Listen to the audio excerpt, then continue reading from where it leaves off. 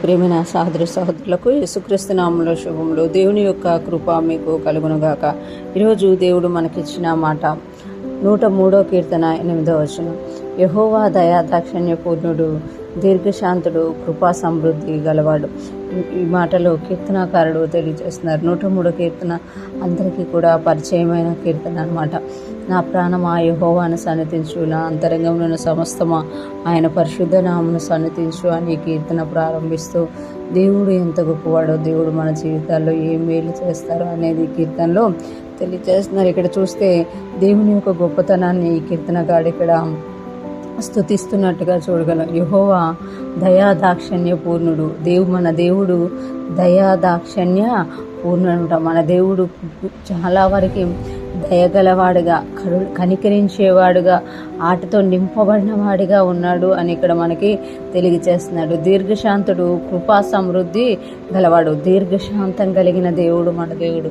ఇంకొకటి కృపా సమృద్ధి గల దేవుడు. నిజంగా మన దేవుడిలో ఉన్న ఈ యొక్క లక్షణాలను బట్టే మనం ఇంకా కాపాడబడుతున్నమాట. ఆయన దయ వలనే మనము రక్షణ పొంది ఉన్నాము. ఆయన ఎంతగా మన మీద దయ చూపించారు అని అంటే, మన ప్లేస్లో తన కుమారుని బలిగా అర్పించి మనల్ని రక్షించుకున్నమాట. మనమందరం రక్షింపబడాలని ఆయన దయ చూపించబట్టే తన కుమారుని సిలువలో మరణించి మనకు దయను, కనికరాన్ని ఇచ్చామట. ఆయన దయా దాక్షిణ్య పూర్ణుడు అనమాట. అంటే దయలో కూడా దేవుడు ఎంత కంప్లీట్గా ఉన్నాడంటే, ఆయన దయకు చూపించడంలో, దయా దాక్షిణ్యం చూపించడంలో సంపూర్ణుడుగా ఉన్నట్టు చూడగలం. దీర్ఘశాంతుడు. ఇంకా చాలామంది దేవుణ్ణి ఎరిగి తప్పు చేస్తున్నారు, దేవుని ఎరగనూరు తప్పు చేస్తున్నారు. ప్రతి అపవిత్రమైన క్రియలు జరుగుతున్న భూమి మీదకి ఇంకా నాశనం రాకుండా ఉంది అని అంటే ఆయన దీర్ఘశాంతుడు అనేది చూపిస్తున్నమాట. మన చుట్టూ జరుగుతున్న అనేకమైన విషయాల్లో దేవుడు ఇంకా ప్రజలు రక్షింపబడాలని దీర్ఘశాంతం కలిగి, మనము కొన్నిసార్లు దేవుని నమ్ముకొని కూడా కొన్నిసార్లు దేవునికి విరోధంగా వెళ్ళిపోతున్నాం. మన పట్ల కూడా ఆయన దీర్ఘశాంతుడుగా ఉన్నారన్నమాట. అదే టైంలో ఆయన కృపా సమృద్ధి గలవాడంట. అంటే దీర్ఘశాంతం చూపిస్తూ ఎవరైతే ఆ తప్పుల్లో నుండి తెలుసుకొని దేవుని దగ్గరకు వచ్చి క్షమాపణ అడుగుతున్నారో వాళ్ళకి కృప చూపిస్తట్లో సమృద్ధిగా చూపిస్తున్నారంట.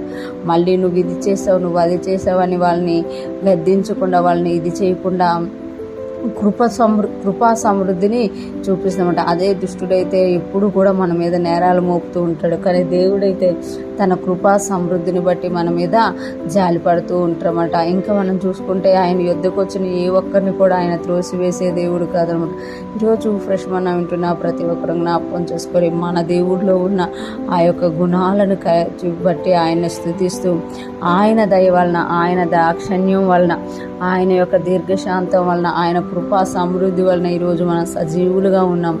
సజీవుడైన దేవుణ్ణి స్తుతించగలిగే వారిగా ఉన్నాము అనేది గుర్తించి ఆయన స్తుతిస్తూ మన చుట్టూ జరుగుతున్న అపవిత్రతలో నుండి మనం విడిపింపబడమే కాకుండా మనము దేవుణ్ణి స్తుతిస్తూ మన చుట్టూ ఉన్నవారు కూడా రక్షణ పొందుకోవాలని ప్రార్థిస్తూ ఆయనకు మహిమకరంగా మనము జీవించుదుముగాక.